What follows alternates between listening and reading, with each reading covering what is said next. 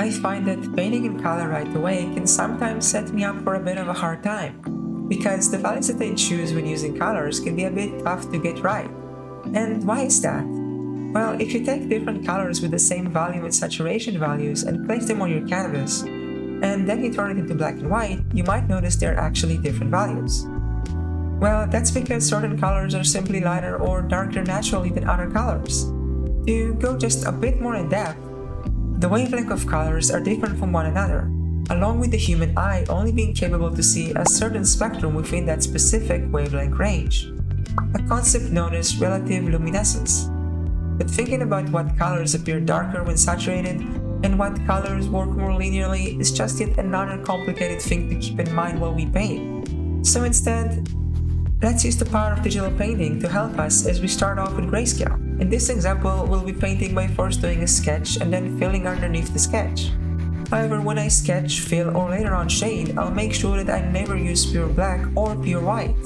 That is because later on, when I want to add some color to this piece, it will be tough to do so if I don't have enough quote-unquote space to actually color the gray. So I'll go ahead and merge the lightly shaded fill with the sketch and get some more ambient light shading going on. So when I reach a point where I get to go in and fully render everything in detail, but I've already set the values and general shadows and light that I'm going for, I'll be able to make a gradient map that will help me get rid of the gray desaturated colors. And it will also allow me to already establish what sort of vibe and color palette I want to go with. And by making it low opacity, I'm giving myself some sort of guarantee that it will harmonize with other colors on the characters due to those underlying gradient maps we made earlier.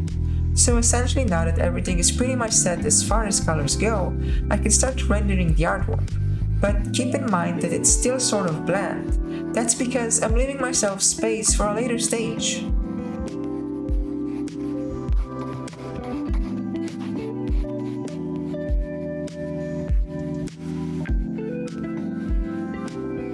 And after pretty much rendering everything into place using our bland colors, it's time for the introduction of hard shadows.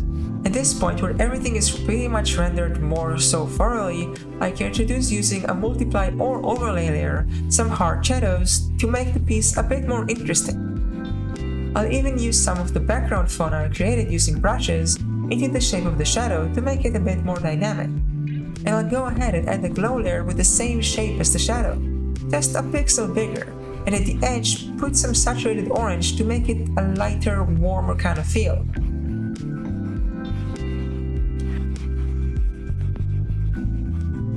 And then I make some level layers and other similar post-processing layers to help the bland contrast problem we had earlier. By pushing the contrast in the piece, it doesn't look as boring anymore.